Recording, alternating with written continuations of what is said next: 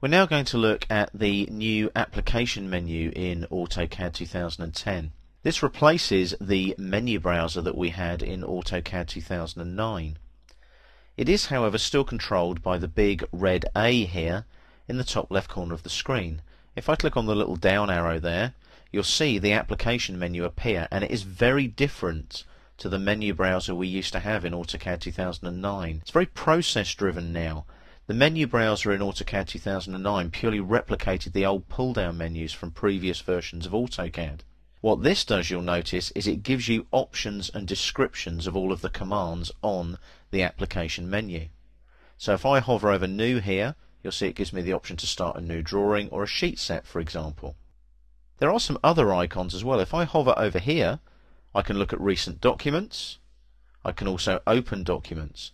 I can also search for documents. So if I type in drawing in the search box at the top, like so, you'll see now that it finds everything that has the word drawing in it.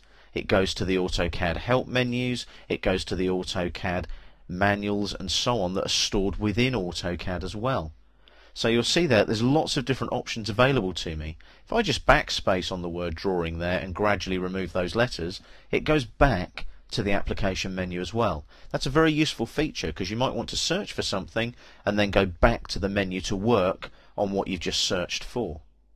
What I can also do here, if I hover over a drawing now, I get the quick access. You can see there's lots of different drawings that appear and so on. If I go to Save As, I can save as lots of different file formats. If I go to Export, I can export a DWF, a DWFX, a 3D DWF. There's also more PDF support in AutoCAD 2010. I can also export to DGN or any other file format that's available in AutoCAD. Let's have a look at Print now here on the left hand side of the menu here. What I'm going to do is go to Page Setup and just click on one of these options. It actually opens up the Page Setup Manager for me, and as you can see, it allows me to manage my page setups within this particular drawing. I'm just going to close that now and go back to the application menu like so.